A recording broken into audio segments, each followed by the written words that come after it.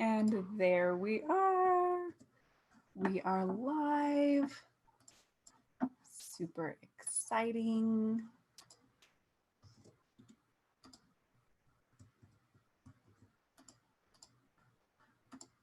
There we go.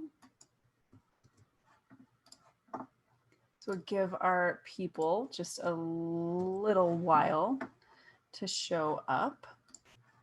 And for some reason, it is not allowing me. There we go.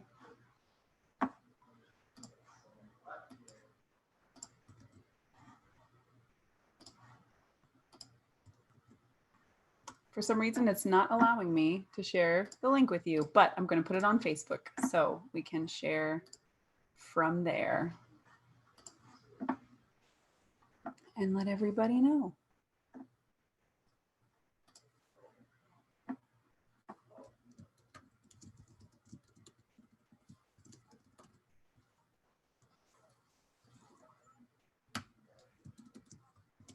There we go. Boop. All right, I tagged you, Dennis. So if you want to share it from Facebook, please go ahead and do that. And as you are doing that, in the meantime,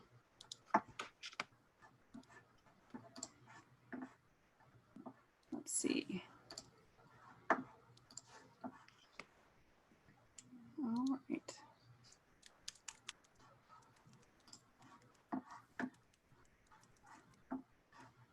Just making sure here that everything looks good. Okay. So Kelly is here. Hi, Kelly. Hey, Kelly. All right, everybody. So Kelly, Dave is here. Hi, Dave. So glad to see everybody. Of course, welcome back to the Social Hour, guys. My name is Nicole York. I'm glad that you're here. And today I am super duper excited because a good friend of mine is here with us. We had the good luck to meet, I think first at a convention, or no, I think we met first in Denver. So we've got to hang out a few times together. It's always a blast to hang out with Dennis. He is a high-end commercial retoucher whose work can be seen on movie posters for franchises like Harry Potter and Deadpool and advertisements across the country for companies like Nike and Skechers. He's a founding member of the Universal Photographic Digital Imaging Guidelines and is the head of the Digital Committee for Advertising Photographers of America in Los Angeles. He's spoken at events like AdobeMax and Photokina and is the co-author of Adobe Photoshop Restoration and Retouching. So he's basically the OG retoucher.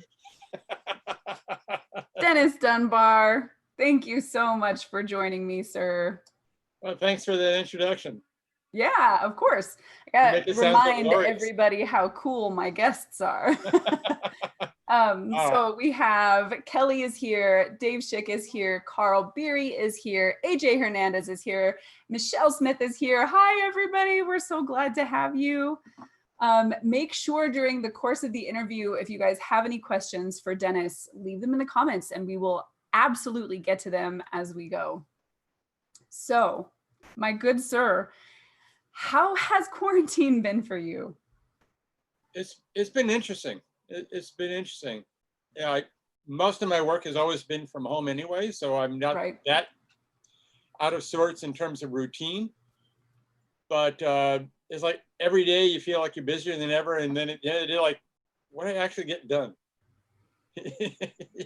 Yep. You start off with all these great intentions, and the day fritters away, and like, I know there's a thing called focus somewhere.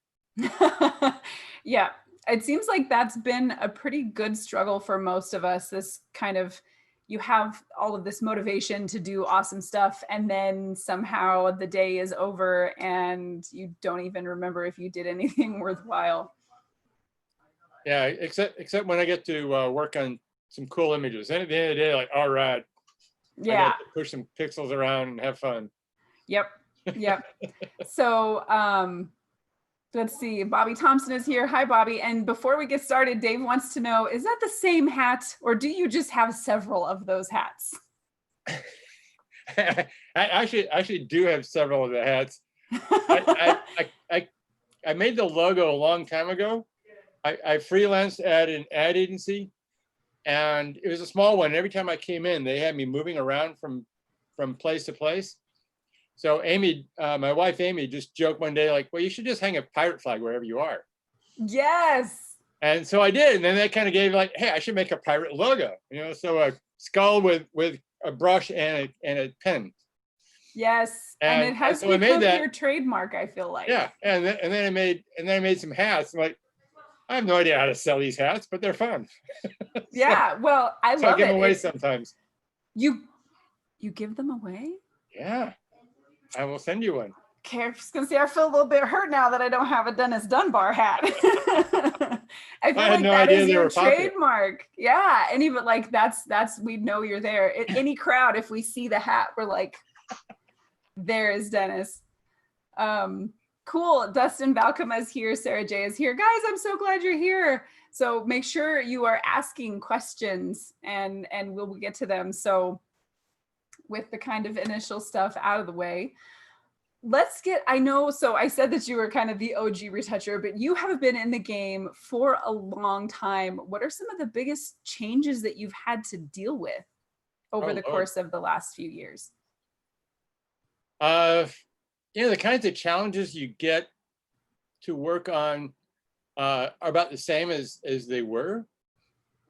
I think that, these days I get to work on cooler projects. In the beginning, like when I started out, a year or so into it, I got connected with Roger Corman and was doing all the retouching work for Roger Corman. And those were cool, but not going to build up your portfolio with, with women in jail movies and stuff like that, So I get to work on cooler projects now. The tools are better, so we can get stuff done more easily than we could have, would have had trouble with a long time ago. One of the first portfolio pieces I did was an architectural piece, I think, an interior shot of a room, and the corner of the shot vignetted. So I had to clone that out. By the time you had like a 64 pixel brush. So you're trying to, a scan of a 4x5 transparency, and you're trying to reach, and you just have a very limited tool. It took hours to figure out how to get that to look decent. And now it's like, oh, yeah, it's a 5-minute job. Yeah, you can just, there you go. It's good. Yeah. So it's the tools have just gotten a lot better. The hours have gotten a lot better. I'm not working till 5 a.m. regularly anymore. Oh man, and then that's what it was before, huh? Just like a lot of days when you just work pounding a ton of hours and stuff for that. And so thankfully the hours have gotten a lot better. Yeah. Have you seen any really noticeable changes in like what the market wants from imagery over the last 15, 20 years? In a way, there's a lot more low-end stuff being pursued these days. It used to be to do a decent job retouching. Well, when I started out, it was the ending of the paint box era, and different companies like Quantel made this machine called the Quantel paint box, and it cost several $100,000 for a retouching machine. And so if you had the money to buy one of those machines, you could command a lot of work and command really high prices, like $750,000 an hour or whatever like that, So it was really hard to do. I came in right as the beginning of Photoshop on the Macintosh became available. But nowadays, the tools are so easy to get access to. It's easy to do this stuff. And the high-end work is still there. And if you work hard and build your skills and your resume, your portfolio and stuff, so you can go after those high-end clients, you can still get really good work. But what I see most these days, especially on social media, is there's just a lot of lower end work there. And people go for the likes, don't know who's the important people to please. And so they pay attention to people like, oh, you got perfect blurred skin. I was like, wait a minute, that's actually the wrong idea. But they go for that, so they develop bad habits. Right. So when you say low end, are you talking like low production value or low skill, or how? Both, low quality work, low prices. Or, like one of the things you see a lot on social media is like, oh, I'm looking for a retoucher, and there'll be 20 people bidding for it. And like, I saw something like, I have 20 fashion shots that need to be done, and my budget is $200, and I need it done by tomorrow. And there's a whole list of people begging for the work. Like, Right. that's probably, A, it's much too low a price. B, all the people begging for that work are showing like, wow, they're really desperate for it, and they probably don't have the skill level to produce a really good quality result. So we're just seeing a lot of that. And Right. Carrie Bean and I have a retouching group together on Facebook, Real Retouching, Learn and Teach. And the whole goal with that is we want to help train people and educate people to better techniques and produce better quality work. That's really what I think is the best response for something like that. Right. So we've talked about this a little bit in different spaces, and we've argued about it a little bit as well in our photographers roundtable group. But one of the things we've noticed also is that there has been a real kind of push toward images that look like they may actually be like highly produced, but they look like they're not. They have this kind of like they're mimicking, the kind of images people see on social media or influencers. It seems like they're after things that kind of have more of like a lifestyle, less polished feel. Are you getting that kind of work as well? Are you noticing that trend in the industry? No, I'm not getting much work like that, but I do sense the trend in the industry. And again, I think that is because social media is fantastic. I love social media. I love browsing through Instagram. I love chatting with friends on Facebook and all. But people who are up and coming and aiming to build a career, they aim at getting a lot of likes on Instagram, thinking that's going to bring the work. Likes aren't ever going to pay your rent. They're not going to pay your mortgage or put your kids through school. For that, you have to aim at the people who can give you the jobs you want and how you please them and get them interested in that. So what I see a lot is people going for these likes, and that's a bunch of people that really don't have trained eyes, aren't educated in that. Like you're a writer, I'm sure you appreciate a well-crafted story, a well-written story, a well-edited story. But there's all these people like, oh yeah, I just love that the guy got the girl. And you recognize like, this is really bad writing. You're changing tenses, you're changing person, all this stuff. So but frustrating. people love the stories for it. So it's that same kind of thing. If you go for the likes, you're not really training yourself to produce better quality. You're just training to produce more candy for the kids that want to eat more candy. So then I think the question becomes at that point, if that's where people are going right now, number one, how do they start training their eye? And number two, who are the people they should be aiming at? I know coming up as a photographer and thinking like, oh, if I get into magazines, that is how, that's like the next step. That's how I'm going to advance my career. Only there was really nobody saying it's not these kind of magazines. You need to be talking to editors and art buyers. You need to be getting your work in front of these people. There was nobody saying that. So who do they need to be getting in front of, and how do they train themselves to actually recognize what's good work? Who you need to get in front of depends so much on the kind of work you want to do, the genre, the market. But that's going to vary a lot.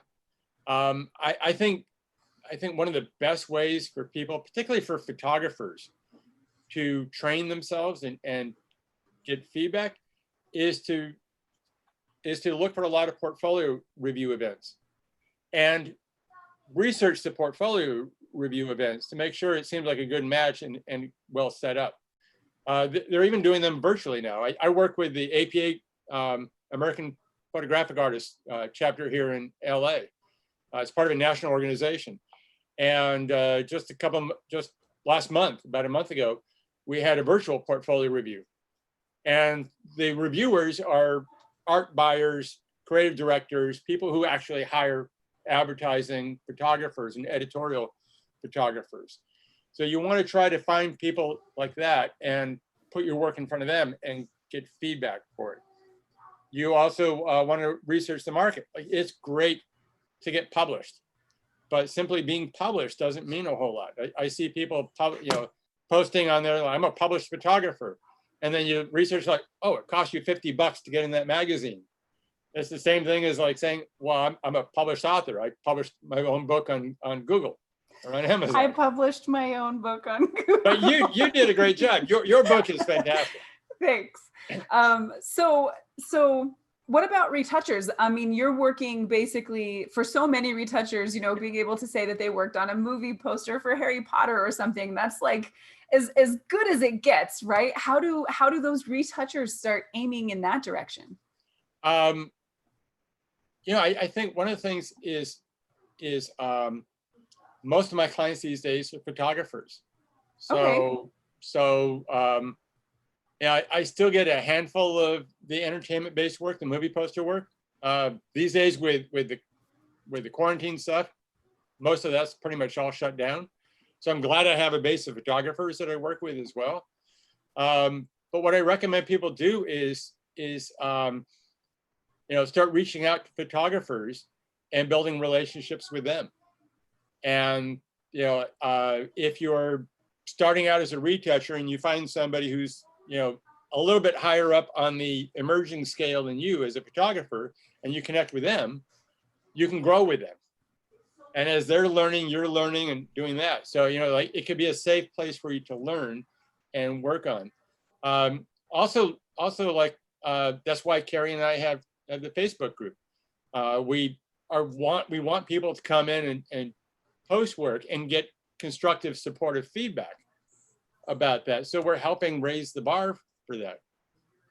So, there's a variety of ways for that, and you have to kind of research and see which fits and stuff. But there are a lot of forums out there where people provide, really good quality feedback. And then, like I said, reaching out to photographers, for that kind of work. Right. It's really stuff like that, I think, is the best way to start out. Right. So let's say they have started out, they've determined kind of where they want to go. Maybe the entertainment industry is where they want to be. They've spent that time kind of growing, by working with local photographers. How do they make that step then? Where do you even go to start trying to get that kind of work? Well, working on movie poster stuff, first going to require a really good portfolio, a lot of compositing work. The thing that's fun about working on movie poster stuff is you have to be good at so many different skills. Right.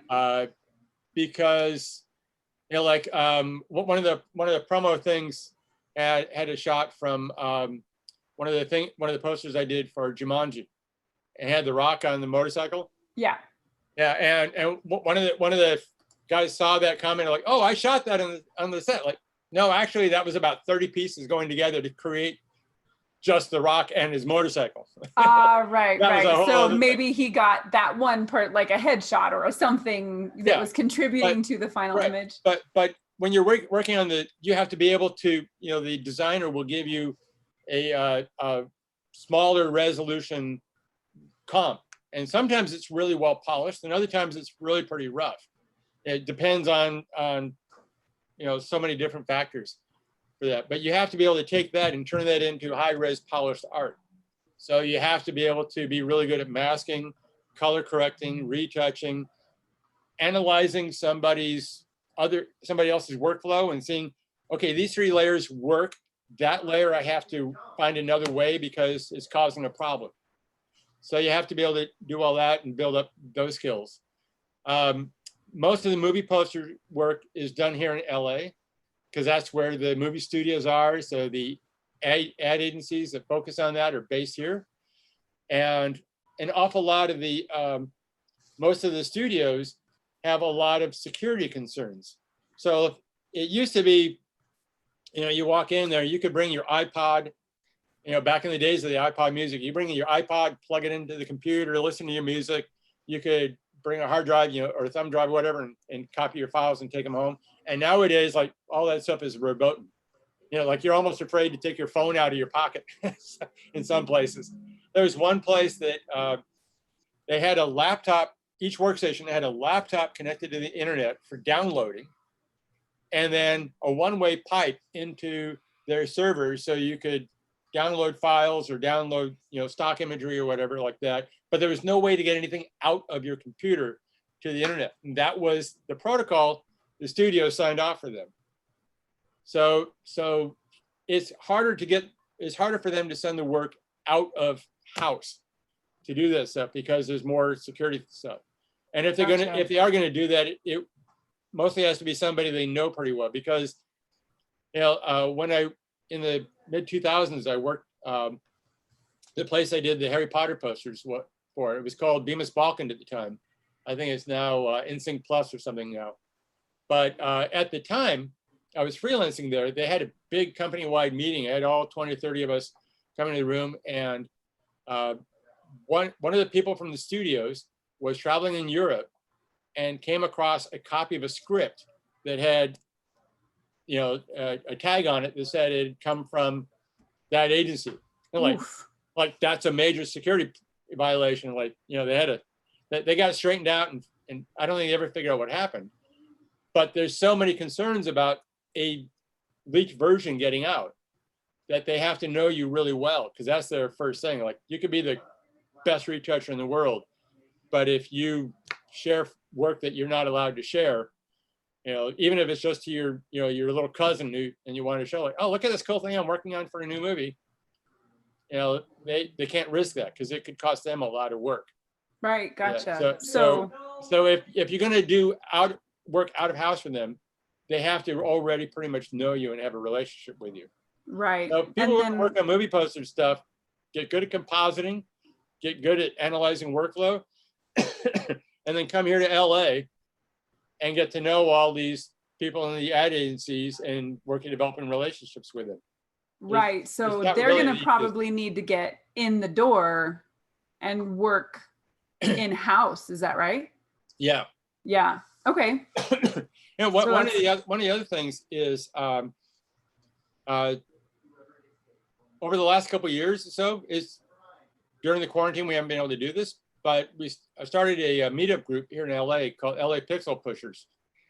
And the idea was, there's so many of us high-end retouchers and people in the industry in LA. We don't necessarily spend much time together. So, like, let's have a meetup every couple of months or so. So it was really pretty good.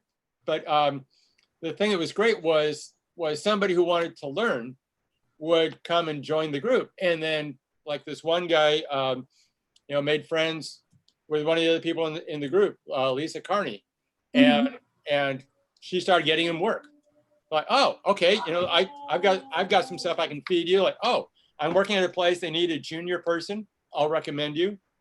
So that's another way in it, is get to know the people doing the, working on the files, build a relationship with them, and they'll give you a recommendation or whatever when there's, the good opportunity.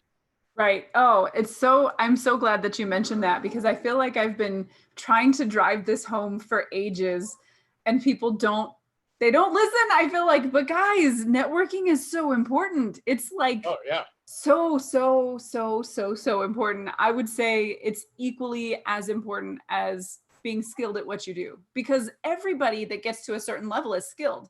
Like, once you get to a certain point, you're competing with your peers, right? Like, yeah, everybody who's doing a certain level of work is all really good. So at that point, you have to have that personal connection, I feel like, in order for people to want to work with you. Yeah, you're absolutely right. And it's one of those things, like, that's part of the work that never ends. If you just think of it from a business aspect, continually working to build your network, continually working to reach out to new clients, just means you have a stronger foundation. I have a friend who was an editor. He would write and produce promo spots for TV shows. And in the 90s, work was just going fantastic for him. He had one main client, and he bought a new Jaguar every few years. Every new Apple toy came out, he went and bought 2 or 3. Things were great for him. And then something happened with that relationship with that client, and like, uh-oh. And he had to go back to square one and rebuild and all this stuff. It was a lesson for me, like, yeah, you never have to be, you can never be satisfied with the number of clients you have, because it's really easy, especially if it's just 2 or 3 or 4 really great clients. One of them could fall out, and then that could be, your ability to make rent. Right. So you got to do that.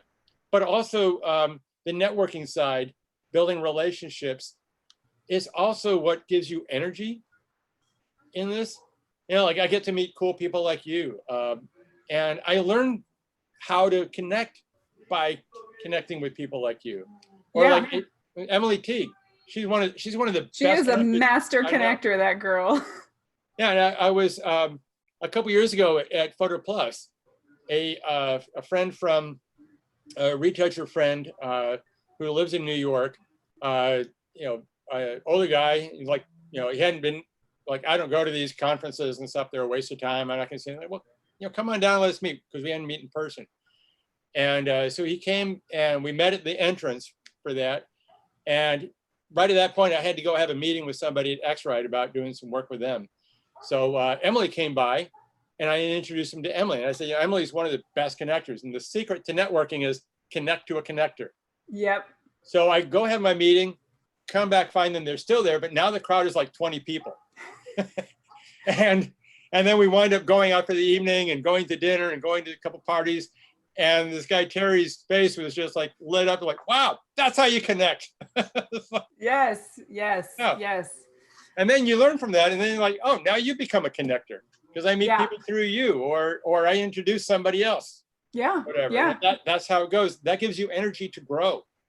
Absolutely. And it gives you a foundation to keep refilling the well that you're trying to draw from. Yes, agreed. I feel like that's one of the biggest things I walk away with from any conference, is just this renewed vigor to go out and make things, because I've been surrounded by all these amazing creative people, and you just feed that energy and it makes everything so different. Yeah, absolutely. Yeah, agree. And I, got to hang out with you there. I always get my Dennis hugs when I see you, and Amy hugs as well. So Cheryl is here. She said, hi, Dennis. And she said, I miss Sunday supper at Lisa's house. Oh, yes. Yeah. Cheryl's one of our group. I know it. She's going to come on here pretty soon. So I'm super excited. I got to talk to her a little bit at WPPI this year, but not for too awful long. It was toward the end. And I think everybody was just completely wore down. But and Cheryl is super busy at these conferences. Oh, yeah. Lord. She's got so much to do while she's there. Than her at the conferences. Yeah. So let's see. We have a couple of questions. There was one earlier that I wanted to get to once we kind of had covered a little bit about the beginning. Carl said, could you tell us more about the Universal Photographic Digital Imaging Guidelines? Oh, yeah. So that was around the mid 2000s when digital cameras were becoming widely adopted. The big publishing companies started looking at, like, oh, we're getting thousands of images submitted every day, and we need to start setting up some standards about what these images should be like. And the photography groups, APA, ASMP, PPA, the newspaper one, NPPA, all those groups said, hey, wait a minute, we need to have a seat at the table if you're going to be dictating how we submit images. So I got invited to be part of that group, and we were, it was really interesting getting to meet some amazing people who were the top production people in the different agency or publishing houses and all that. So it was really interesting. Guys from Hachette Apache and Time and all that. It was really cool. But the photography group started to talk among themselves, like, okay, we need to come up with some guidelines and things about how we build best practices and stuff. And that's what UpDig was for that. ASMP wound up taking that ball and really running with it and building up their business guidelines on best practices for digital images for that. But that was the roots of it.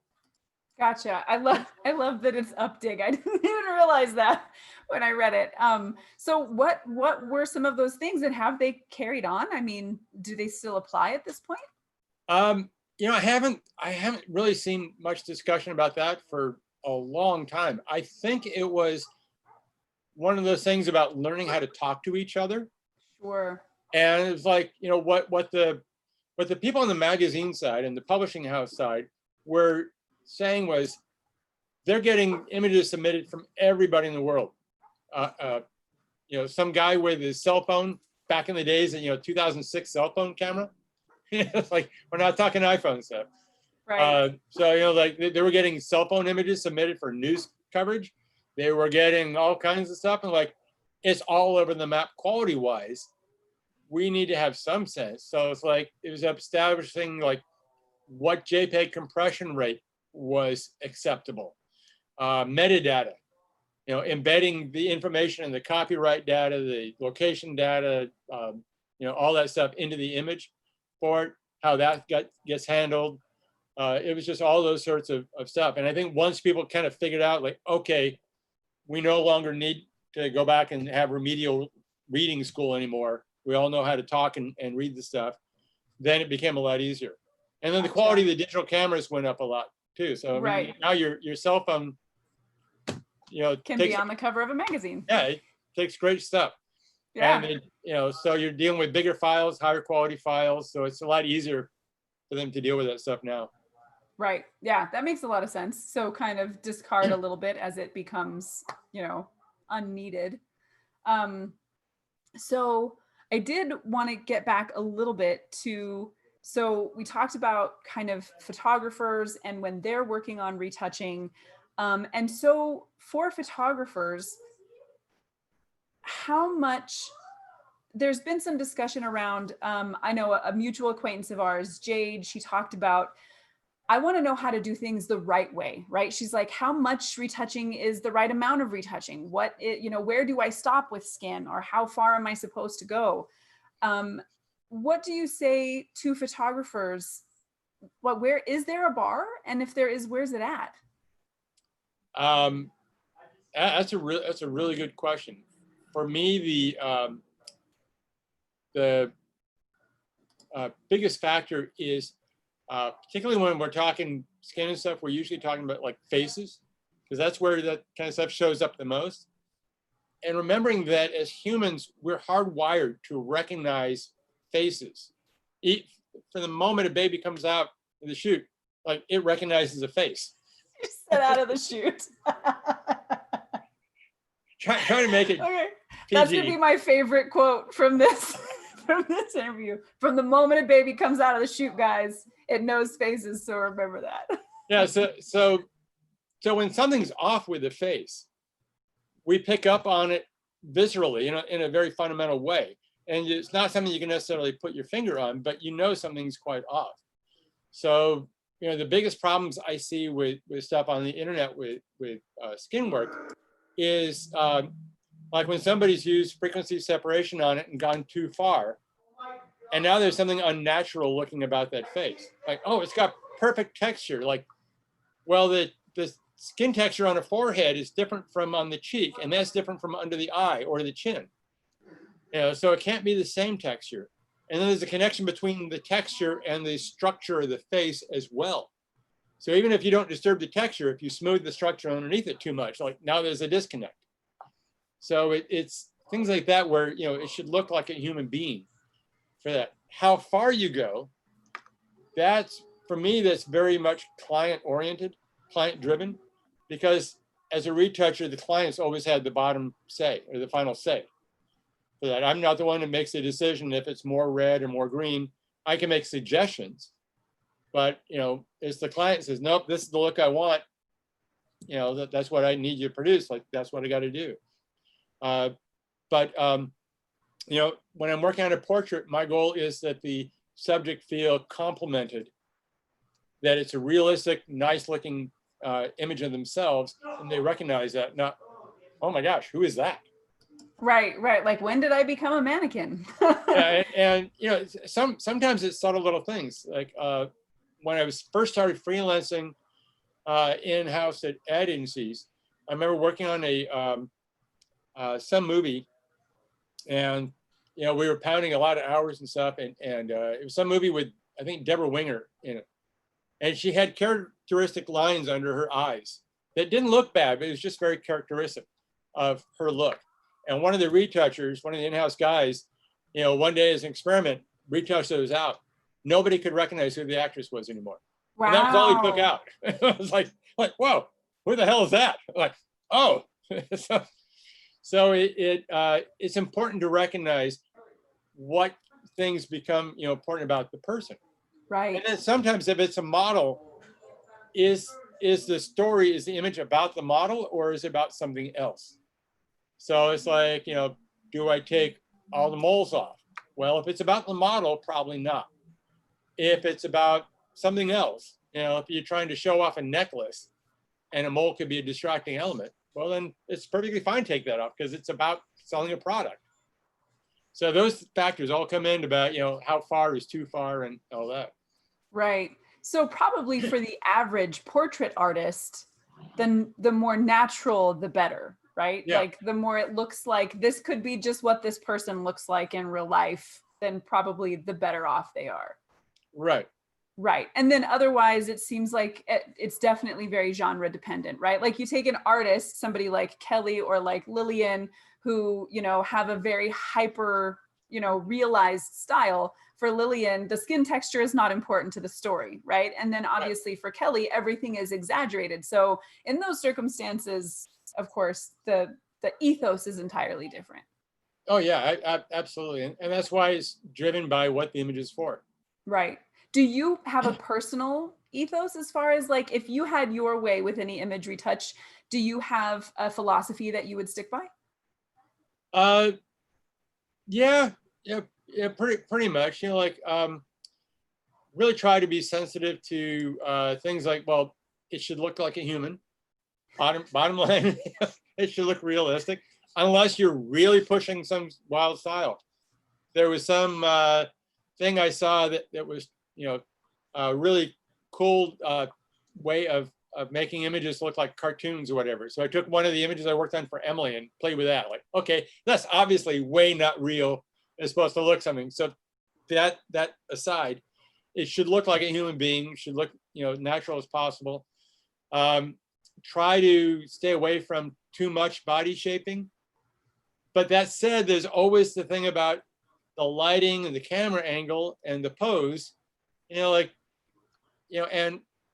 there's a difference between when we're seeing somebody live in person and somebody as a still photograph on a screen or on a print that we can stare at for hours. The relationship is different. It is so much. And so things you would never notice or whatever, like somebody sitting sideways and they might have a little roll at their belt line or whatever like that. You're talking to them in person, like gonna stare at that. Yeah. It's the last. But if it's, the cover of a magazine, like, oh, now suddenly that becomes a thing you can't see, or you can't not see. Yeah. Yeah. I've had this conversation. I've actually written articles about this in the past about what the average public does not understand about photography and retouching in general.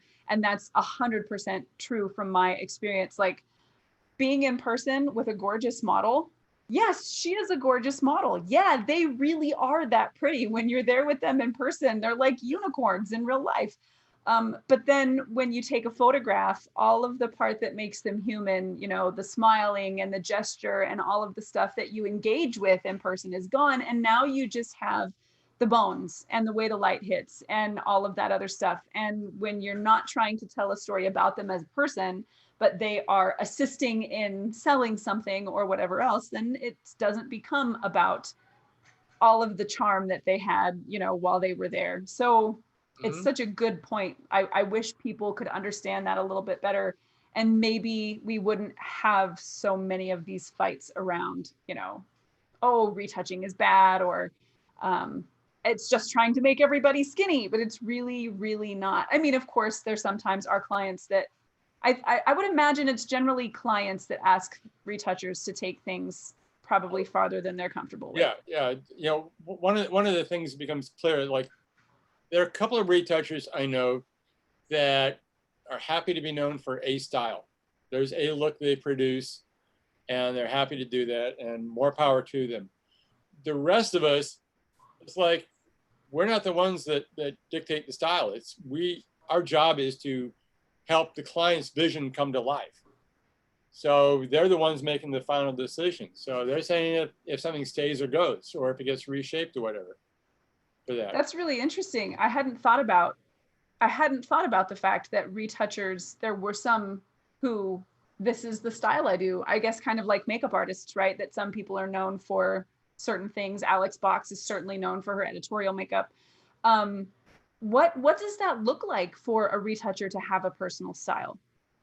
I think it depends on the retoucher. There's oh gosh, I can't remember her name. A retoucher lady who is fairly well known, maybe 10 years or so ago, here in LA area, whatever.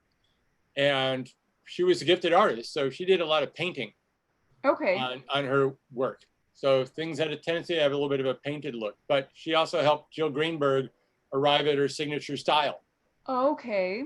And then I seem to remember Julia Kuzmenko McKim saying a long time ago that at the time she had a style and that she was hired to retouch for her style.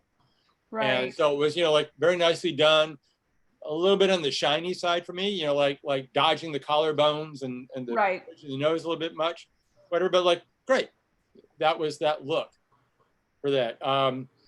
Another friend, a guy in Ohio, Jeff Whitlock, who's getting a lot of notice, he does absolutely amazing color grading. And that's his style, is like awesome color grading. Right. I keep trying to mimic his style, and I take lessons from him. He won't give me any verbal hints, but I study his and I steal ideas from his images. Yeah. Oh man, we will run around and steal all the things if they're useful. So is there the same danger? I know photographers can get known for a style, but eventually the market kind of stops wanting that. You see kind of that happen with, photographers like Joel Grimes, who's amazing, but had a really, really strong signature, and he was working a lot. And then all of a sudden that style kind of fell off, and then he's had to reinvent himself, right? And kind of find a different signature that people would come to him for. Do you think that the danger would still be there for retouchers if they become maybe too known for a style? When that style stops being popular, then clients start to dry up? Yeah, and I remember long ago working on some movie poster stuff. A couple of posters I'd worked on in a row had white backgrounds. So one day talking to somebody, I know you're really good with stuff on white, but can you work on something different? Like, that's just what the comp was. It was like, so yeah, it'd be really easy to become pigeonholed. And it's one of the reasons why I enjoy working on a wide genre. I work on skin, faces. I work on compositing, food, product, you name it. I joke that if it was a cool shot of a nail, I'd be thrilled to work on a cool shot of a nail. Someday I'm going to have to produce that. I'm going to have to photograph. I know. I was just thinking I need to go find a really cool nail for Dennis. But some people really like to focus on one kind of thing, and that can be great. The challenge is, how do you find enough work for that? Sure. And then maybe once that starts to kind of fall by the wayside, how do you continue to stay relevant and kind of reinvent yourself in a new style that people will continue to want? If you only worked on shoes, and then clients started figuring out how to CGI, do CGI shoes really well, an awful lot of that work's going to go away. Right. If you did one kind of skin work for beauty stuff, and then taste changed, you're going to have to adapt and change for that. That's part of the reason why I like working on such a wide variety of stuff. Right. So that makes sense, is one of those things where you want to be a master of the fundamentals, right? So you can kind of apply those across the board. Right. One of the things I love to say is retouching skills are like Lego blocks. They're very basic concepts, and then you can combine these in all these different kinds of ways to build amazing structures. That's such a good point. Dave said, I imagine it's similar to an actor being typecast, like certain actors play villains and they only play villains because they played villains in the past. And so they can only get villainous gigs. Yep. Now, although sometimes they can thrive. Sometimes they can thrive very well for that. Yeah, yeah. And I mean, depending, some people can make a whole career of that. So it seems like it's definitely a roll of the dice. But like you said earlier, the fact that you did work widely means that during this lull in movie productions, you've been able to keep working and keep making an income, because although the movie stuff isn't there now, you diversified enough that you continue to have income. Yeah. Yeah, which seems to be the story. Yeah, yeah. I just a couple of days ago, I had a talk with a friend who mostly does working in-house on movie poster stuff, and they haven't had any work since March. Yeah. You know, like, yikes. You know, busy year, they would get a lot more work than I would. Right. But now it's like, oh, yeah, I'm glad I got that wider base. Right, right. So continuing on then, if portfolio reviews are going to be a big thing for photographers who are trying to network and get the kind of work that they want, is there something similar for retouchers? How do retouchers go about building that network that gets them the kind of jobs they want? Yeah, that's a really good question. The APA's put on portfolio reviews for ever since I've joined them many years ago. And occasionally I've gone, and the first couple of times I went and took my work, you know, the comments were like, this is great, but I had no idea what to do with it. And then I thought, oh, I'll get to know photographers reps because they'll recommend me. And the photographers reps were like, yeah, this is great. I don't know what to do with it. so that's been one of the things that, like, I always feel like we're sort of the orphan in the thing, like we're essential, but there isn't that same structure about following through. Right. And there's something, you know, I think is really called for. One of the things I do is, you know, I love working, you know, checking out people's files and giving them feedback. So one of the things I do is I invite people to, you know, send me a layered file, and I will give you detailed notes on it. And, you know, I charge a little bit for it. During the pandemic stuff, I cut the fee on that down for that. But, you know, just a way of giving feedback on file structure and retouching and stuff like that.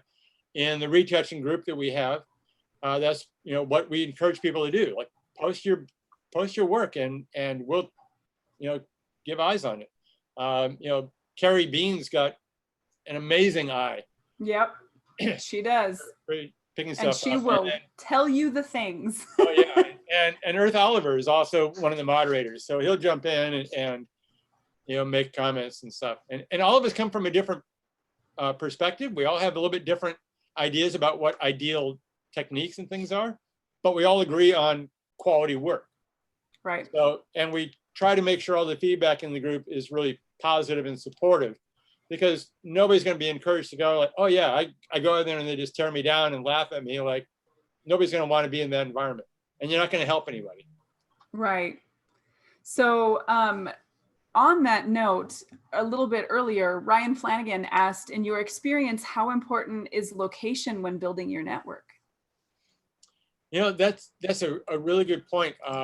One friend of mine, 7 or 8 years ago or so, she had moved to France. She had done a lot of work for movie poster stuff, worked with a bunch of photographers, and she and her partner moved to France for a few years with the idea of they'll live in the country, they'll get they'll do a bed and breakfast thing, and then she'll do the retouching work. And they had amazingly fast internet and all this stuff, and work dropped off like a cliff. They're like, wow. You know, the internet was definitely a thing then, but maybe, you know, the social networking wasn't so big. But when she moved back, she had to rebuild all this stuff. And now she's doing, you know, great again for that. But it does seem that location would be a part. But that said, most of the clients I work with, most of the photographers I work with, aren't local to me. And I haven't met most of them in person, or if I do, it's only been once or twice. So Right. you know, it's finding ways to keep in people's mindset.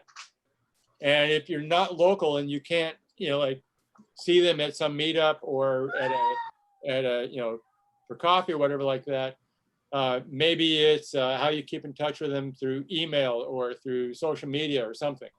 But you got to find some way to keep your name in their mindset. Yeah, that's a good point. I know. And it seems like even if you can maybe get to those places a couple of times a year, that may be all you need to really begin to build stronger ties with those relationships. Because Yeah. quite a bit of the growth I've had over, I'd say probably the last 2 or 3 years, a lot of that has to do with the people that I've met and the relationships that I've formed. And then of course we've been able to keep those up over social media, but those in-person meetings are definitely invaluable. Oh yeah, absolutely. So maybe if you want to work in a place that you don't want to live, make it a priority to go attend events there at certain times a year, or, you know, make connections with people who live there and then be able to be there in person sometimes. Yeah, yeah, I would think that would help. You know, one of the things that comes to mind is one of the things is, you know, it's all about who you know, and if you don't know them, well, then your job is how do you get to know them? Right. And it's sort of an all of the above kind of choice for that. It's like, okay, if I know these 10 people that I want to get to know, they're going to this event. Well, I'm going to try to go to that event and meet them. Mm-hmm. And, you know, like that's how we met some of the friends, you know, through the conferences and stuff. Right. Like, just had somebody like, yeah, I just heard a bunch of people going and like wound up, you know, meeting somebody I was connected on the internet with. Right. I've yet had a circumstance where I haven't had a positive interaction with somebody you get to know through social media or whatever when you meet them in person the first time. You know, Right. it's almost always a positive experience. So, you know, that's a great encouragement. You know, another way is just you know, like I work with somebody who helps me send out email blasts. You know, we have an email list. Send that out every few months or whatever like that to keep in touch with potential clients. So it's like you have to think of every way you can think of, and then how many of those can you work on consistently to build the connections and keep the connections alive. Right. That's a really good point. And something I know photographers overlook a lot is that email list. It's incredibly important to have those people who've decided they want information from you. Like, yes, please give me your information. And I know I've been terrible about it. I've neglected my email list like very badly. So shame for me. But you're right. That's such an important way to stay in contact, because people don't give you their information if they don't want to hear from you. And those are most likely to be the people who are going to hire you, right? Yeah. Yeah. I need to get better about building the list that way too. You know, there are people I know that are really great about, like, they write regular blog pieces or whatever like that. And to get to it, you have to sign up for email. Right. So you're getting permission for that. Like, I need to be a lot better about that. But yeah, there's lots of ways of building that up and building that, you know, those connections. You can buy email lists. There's agency access. Workbook has, I can't remember the name of their Yoda list. Workbook has right. another email list thing. You can buy email lists like that. The problem is those are the same people everybody else is going after. Right. So you tend to have very, very small, you'll get 10,000 names. So that's really great, but it's going to be a very small open rate. So It's a combination of having enough names and building enough connections on your own to really build that up. And then, you know, like you write articles for F-stoppers. It's a great way to get known. I remember a long time ago, Pratik said that was a key for his building, you know, his initial success, was he started writing a lot of articles for F-stoppers. That got him invited to things. That got his, and now he got too busy to write. Right. Yeah. Yeah. I remember when he was telling me that story, I was like, Yeah. Yeah. My problem is I'm not consistent enough about writing the articles. Well, and I think too, at the time, I know, you know, for Danny Diamond, it was kind of a similar story. And I think that was as well a little bit in the early days when it was still kind of really growing at that point in time. And now there are so many people putting out so much information. It's definitely easy to get lost in the sauce, I feel like. So even though that is super great. And of course, I've met people who were like, oh, I read your articles, I love them. And yay, that makes me really happy. But at the same time, that's usually kind of a glancing thing. And it really does come down to the connections that I've made in person that seems to be the ones that really do last. And given how many of us there are working, I don't think that there's anything better than if you want to work for this company, like if you want to shoot ads for this company or whatever, you better find a way to meet those people, because they're getting emails from, like you said, thousands of people all the time. They're barely going to open any. And if they do, how long are you going to have to email that person before they remember your name, or before you stick in their heads when they start to think about who's going to shoot this next campaign? But if you meet them and they get to hear your name and see your face, and maybe you guys are a good fit personality wise, then I feel like your choices are, or your chances are so much better of getting picked up for something. And again, part of that is like going to portfolio reviews and things. You know, you look for the ones that have those people at them. The ones that APA does, we try really hard to focus on the reviewers being people who would hire you. Right. So like, that's how you go and meet them. And, you know, the same people go to reviews over and over and over again, because, you know, that's how they're getting their face in front of the potential clients. I wish there were better networks for that, for retouchers. Yeah. And do you think there is anything that can be done about that? I mean, I realize that there's not really any agents for retouchers. Is there something that could potentially be done for retouchers to have that kind of reach? You know, I don't know. For me, most of my work is working directly with photographers. The magazines, like, you know, I checked it. I looked into connecting with ad agencies and magazines and things. And what I was consistently told was, if we're hiring a photographer for a look, we want the photographer to use whoever they use to get that look. Ooh, so that's a really good point. It was pretty rare that they would, you know, like tell the photographer, just shoot it, we're going to handle all the retouching stuff. Right. And if it was probably more normal kind of stuff. You know, like, okay, just product cleanup or whatever. We're going to handle that in-house. It's not going to be some amazing campaign where you're doing really cool look or whatever like that. That's probably not being done in-house. It's probably being done by the photographer's team. Right. So the problem with that is, how do you know, I don't think photographers would necessarily be interested, like, oh yeah, we're going to get 20 of us together to do portfolio reviews for all these people to come pitch us work. Like, well, maybe we should, Dennis. Well, maybe we should. Maybe, but you know, I'm thinking the photographers and stuff probably going to be like, I'm having hard time getting work myself without getting onslaught of like, oh, I've got 20 applications today. I have no idea what to do with these, and I already have my guy.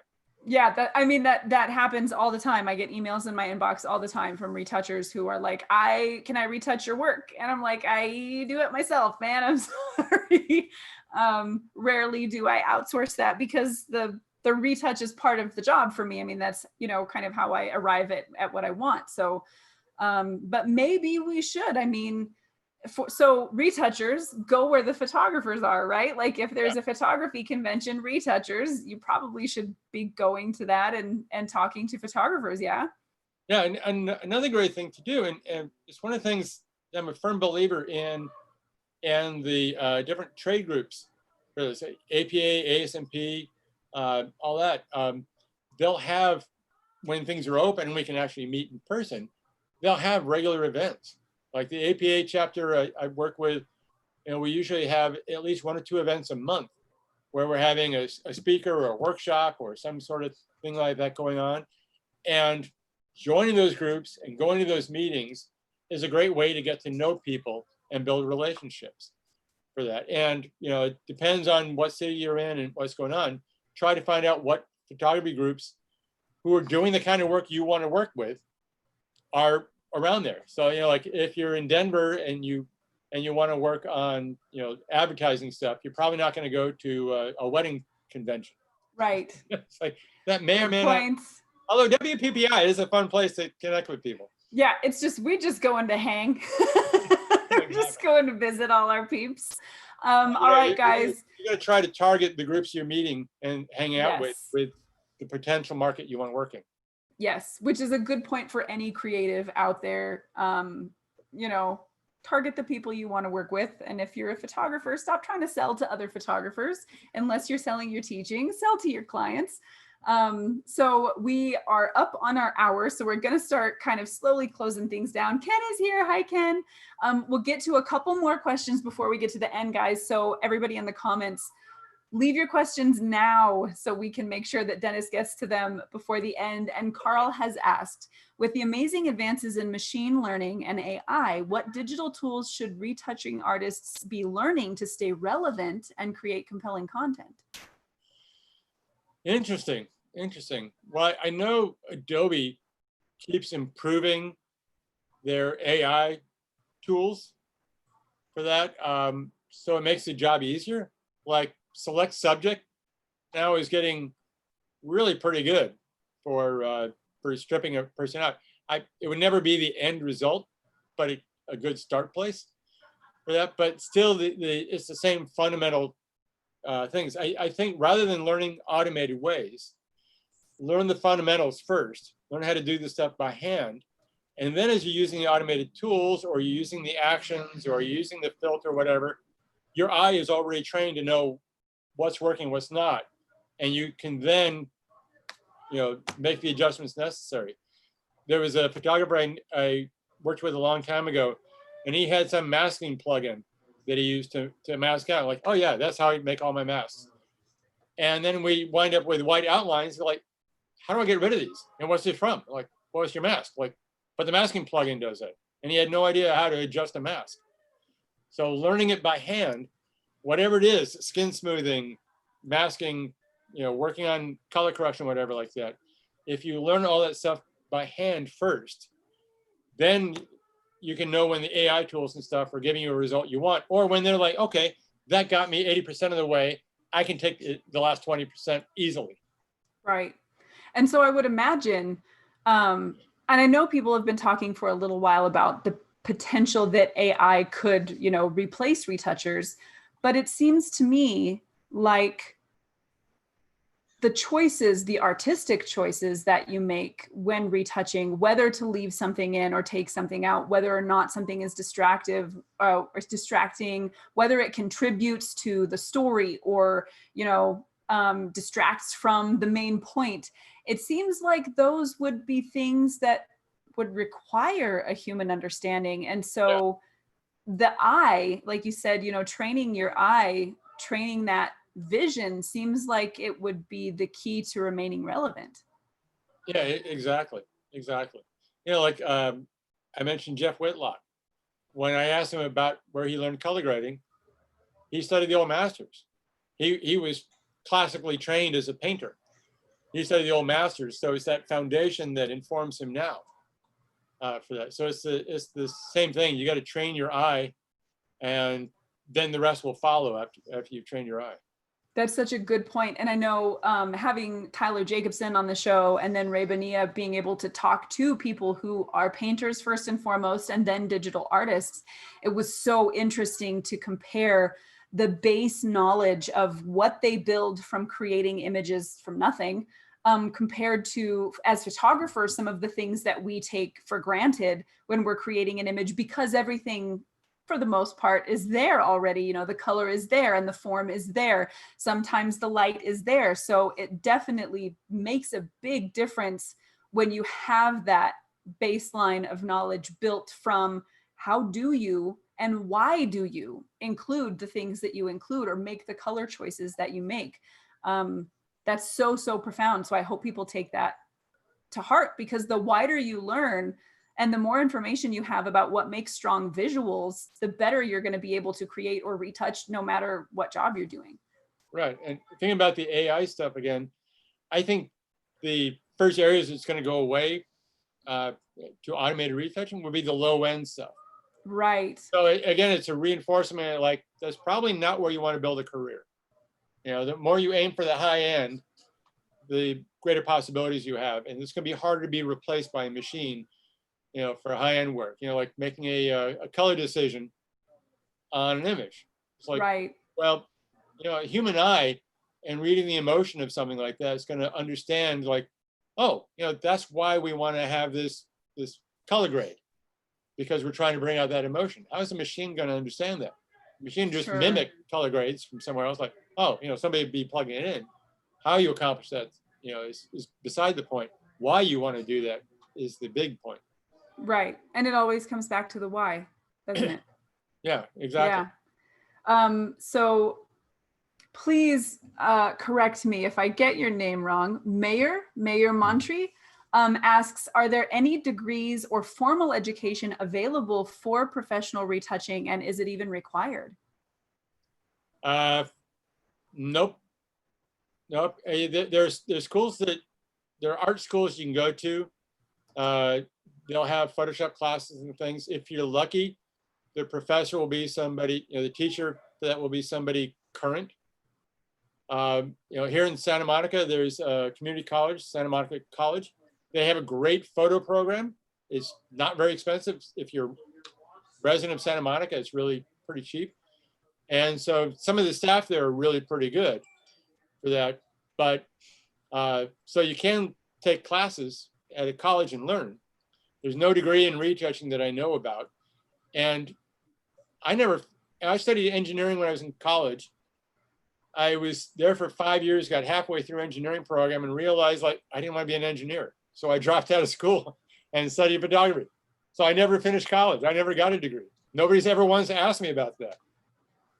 It does make it really hard if you're going with some of these placement firms that, you know, like, oh, you know, you log in with Aquent or Creative Circle or some place like that. They're supposed to find freelancers jobs. When you make up your resume, like, wait a minute, how do you make a resume based on being a retoucher? You know, it makes it part hard because it's not a very linear profession for that. But it's really your portfolio that builds it up. It's the portfolio that gets you the work and gets the door open. Right. And so that's why groups like Dennis's group, Real Retouching, Learn and Teach, is so handy, because you have these amazing working commercial retouchers who are able and so generous to give you their feedback for free. So if you are a budding retoucher or a photographer who wants to learn retouching, I will tell you, I learned so much of what I know from groups like that. I have had Carrie Bean kick me around quite a bit when I was making big mistakes and say, oh, honey, we don't do that. I'm like, oh, okay, Carrie. So if you're willing to learn, and if you're okay with having your ego cut down a little bit, which is important. In a supportive way. Yes. Yeah. Go and be part of those groups, because you're not going to get better education than from these real working pros like Dennis and his compatriots, who will give you that feedback. So Dave says, mathematics wouldn't be able to create an algorithm or program to retouch a photo like a human unless P equals NP. I'm going to pretend like I know what that means, and I'm smart enough to know what you're saying. I get the gist of it, but I don't know what the P equals NP thing is. Yeah, I'm with you. I had calculus and all that, but I don't remember a formula P equals NP. Yeah, I'm sure that it's something. Dave is going to explain it. Dave, please explain it. Andre says, one of the best, the social hour interviews. Thank you, sir. Oh, thanks. Yeah. So as we wait for Dave to explain things to us, before we get to the final question, Dennis, let everybody know where they can find you online. Well, my website is dunbardigital.com. I'm on Facebook as Dennis Dunbar. I'm on Instagram as Dennis Dunbar. I try to keep it pretty simple. Yes. And of course, I will have links to all of Dennis's online profiles in the description below. I need to be more consistent about posting to Instagram. I very much.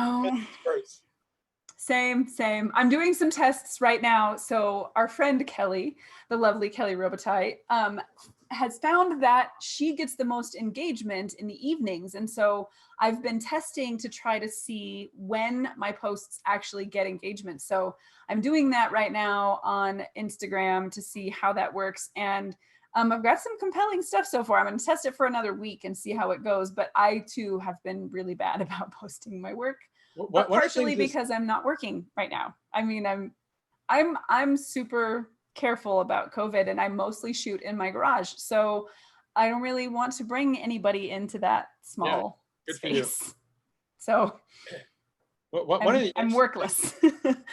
One of the interesting things about social media things too is, sometimes you get responses from the weirdest things. Like at the end of last year, beginning of this year, I posted a handful of architectural stuff I'd worked on, and it got like 20 or 30 likes. Like if I get 100 likes, I'm happy.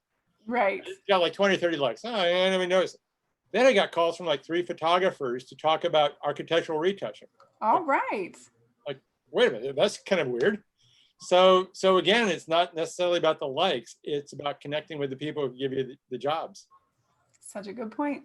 Guys, remember that. And we're going to get to our final question. So Dennis, the one that I always end with is, what is your why? Why retouching? Why a creative field? Why create for your job? Oh, Lord.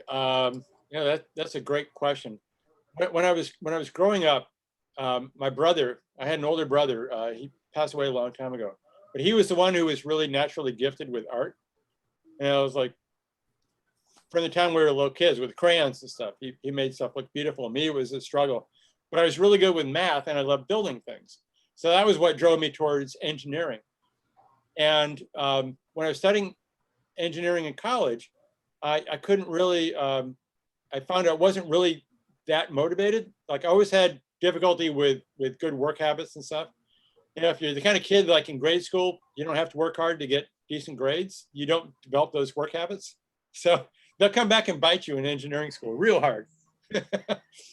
So at the time, one of my close friends, this guy Rick, who still a very close friend with, he bought a Canon AE1 and started having a lot of fun taking pictures and stuff.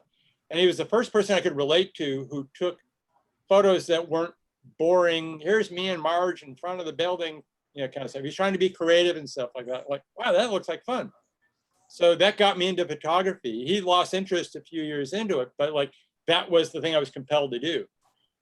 And then that wound up leading into working in the late 80s at a place to rent out photo equipment in Hollywood, a place called Irana's Photographic Rental Service, PRS.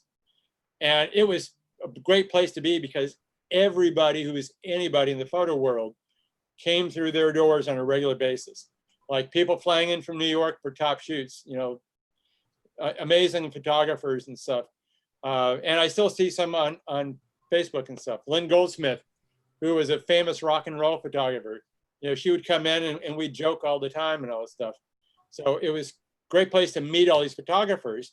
And when I left there, I thought, oh, I'll do some assisting and I'll figure out how to break into being a shooter myself. So I was doing assisting for a few years and stuff, trying to work on breaking into being a photographer.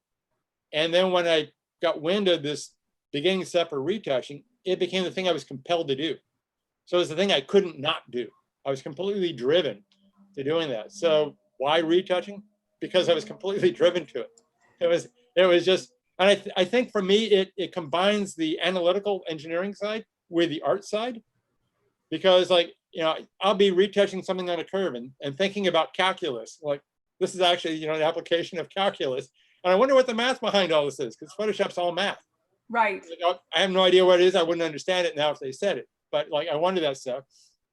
And then there's something about the retouching that makes it safe for me to play and try without ruining the ideal piece of work.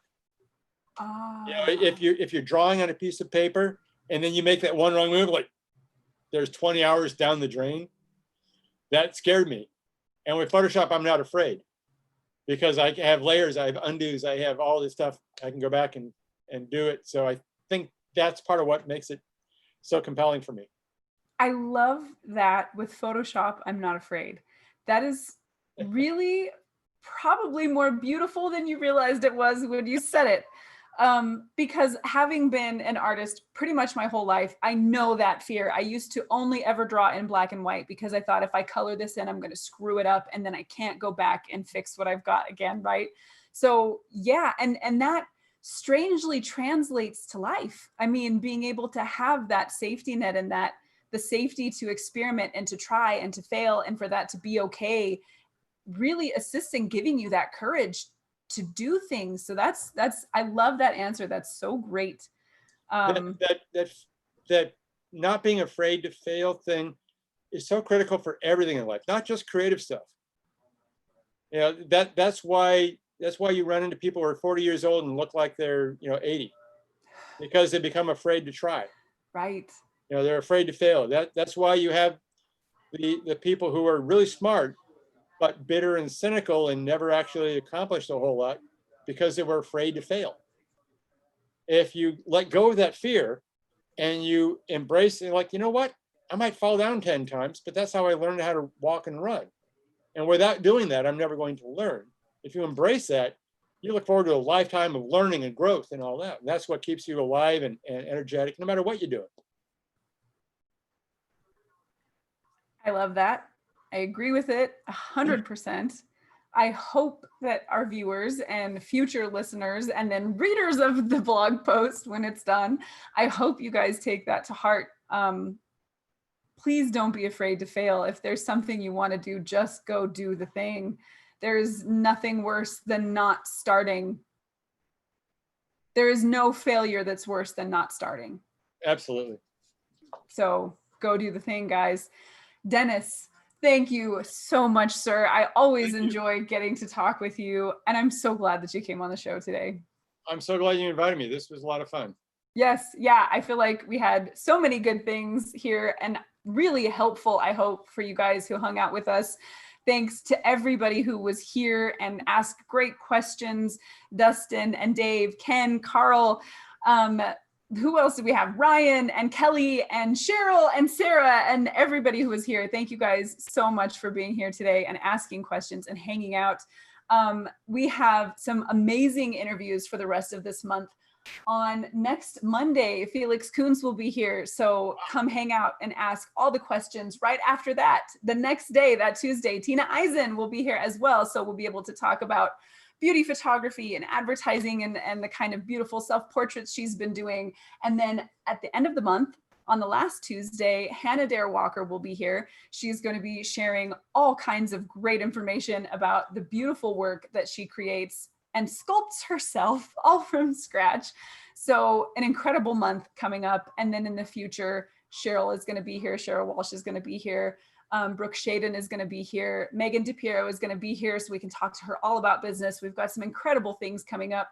So if you guys would like and subscribe and share so that this information can get out to more people who can come and learn from amazing people like Dennis, that would be fantastic. One last time, Dennis, thank you. If you have anything to close with, now would be the time. Oh, just thank you. Thank you. This was fun. And like, I'm going to be tuning in to watch all the rest of your shows. Oh man, I'm so excited.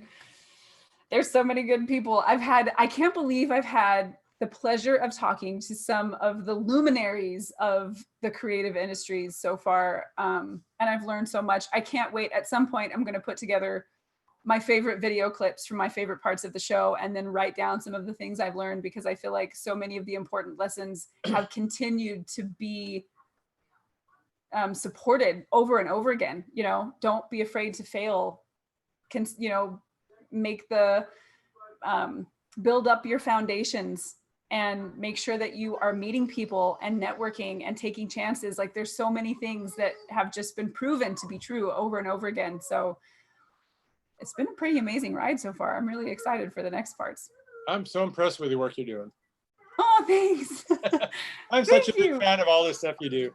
Well, right back at you, sir. I'm super excited that we get to know each other and we get to be pals. So, all right. Okay, guys, that's enough of the sappy stuff. So come be back here on Monday for the interview with Felix. That will be at on the 21st from